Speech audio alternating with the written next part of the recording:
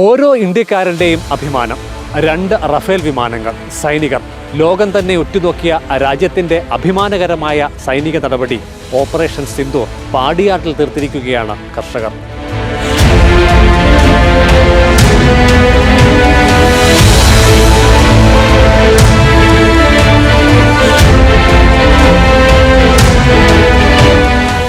പുളകം കൊള്ളിക്കുന്ന സൈനിക നടപടിക്ക് വിത്തുകളിൽ മുള പൊട്ടിയ ആദരം.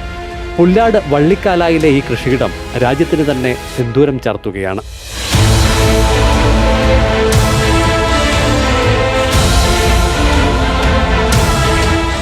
ഇരുപത്തിയഞ്ച് സെന്റ് സ്ഥലത്താണ് നെൽച്ചെടിയിലെ കലാവിരുത്. അപൂർവ വിത്തനങ്ങളുടെ ഈ പരീക്ഷണശാല ഔഷധക്കൂട്ടായി കൂടി മാറുന്നുണ്ട്. റാഫേൽ പോയിട്ട് 11 സ്ഥലത്തോളം വളരെ തന്ത്രപരമായിട്ട് ലക്ഷ്യം സാധിച്ചിട്ട് തിരിച്ചു വന്നു. അപ്പോൾ ആ റാഫേലിനെ വയലിലേക്ക് എത്തിക്കുക.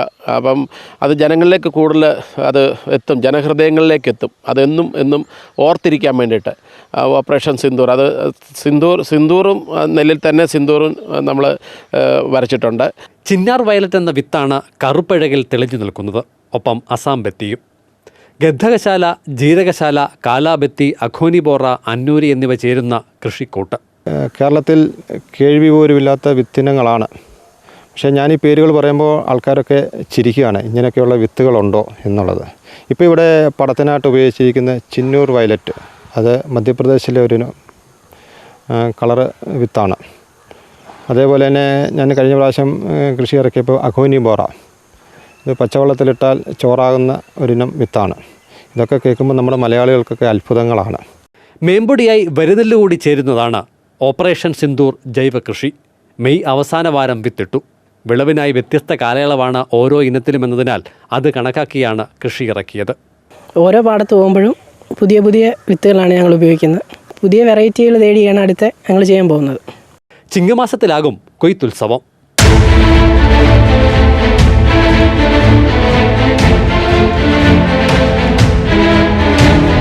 ജയചന്ദ്രൻ പുല്ലമ്പാറയ്ക്കൊപ്പം CK അഭിലാൽ, മാതൃഭൂമി ന്യൂസ്, പത്തനംതിട്ട.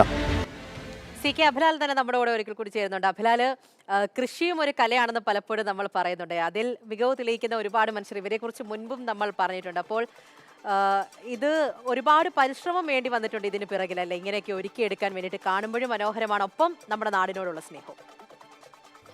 അജുകുമാരേട്ടനും സുനിലും അഖിലും ഒക്കെ വെറും കർഷകരല്ല, കൃഷിയെ ആഘോഷമാക്കി മാറ്റിക്കൊണ്ടിരിക്കുന്ന ആളുകളാണ്. സ്വന്തമായ കൃഷിയിടത്തിന് പുറമേ ലഭ്യമാകുന്ന പരമാവധി ഇടങ്ങളിൽ ഒക്കെ തന്നെ കൃഷി വ്യാപിപ്പിക്കാൻ വേണ്ടിയുള്ള ശ്രമമാണ് അവരുടെ ഭാഗത്തുനിന്നുണ്ടാകുന്നത്.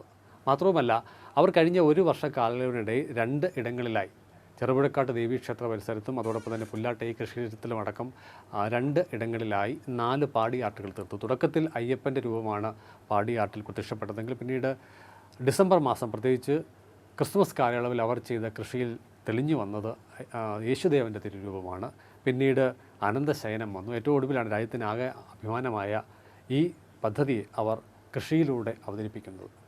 ഒരു പാടിയാട്ടിൽ ഉപയോഗിക്കുന്ന വിത്തിനങ്ങൾ അവർ മറ്റൊന്നിൽ ഉപയോഗിക്കുന്നില്ല എന്നുള്ള പ്രത്യേകത ഉണ്ട്. ചുരുക്കത്തിൽ കഴിഞ്ഞ 1 വർഷ കാലയളവിനിടയിലെ അവരുടെ കൃഷിയിലൂടെ പുതിയതായി അവർ 60-നടുത്ത് നെൽവിത്തനങ്ങളെ മലയാളികളായിട്ടുള്ള ആളുകൾക്ക് പരിചയപ്പെടുത്തുന്നുമുണ്ട്. സാധാരണ നമ്മൾ വയലുകളിൽ കണ്ടിട്ടുള്ളത് വിളവ് ഒത്തു നിൽക്കുന്നതാണെങ്കിലും കിളിച്ച് വരുന്നതാണെങ്കിലും നെല്ലിൻ്റെ ഓലകളുടെ നിറം പച്ച എന്നുള്ളതാണ് നമ്മുടെ പൊതുവായ സങ്കല്പം. അങ്ങനെയാണ്. എന്നാൽ ഇവർ അവതരിപ്പിച്ച പുതിയ കൃഷി രീതിയിലൂടെ, പുതിയ ആർട്ടിലൂടെ നമുക്ക് മനസ്സിലാക്കാൻ സാധിക്കുന്നത് കേവലം പച്ച നിറത്തിലുള്ള ഓലകൾ മാത്രമല്ല, കറുപ്പ് നിറമുള്ള നെല്ലോലകളുമുണ്ട്. അതിന് പര്യാപ്തമായ രീതിയിലുള്ള വിത്തനങ്ങൾ പ്രത്യേകമായിട്ടുണ്ട്.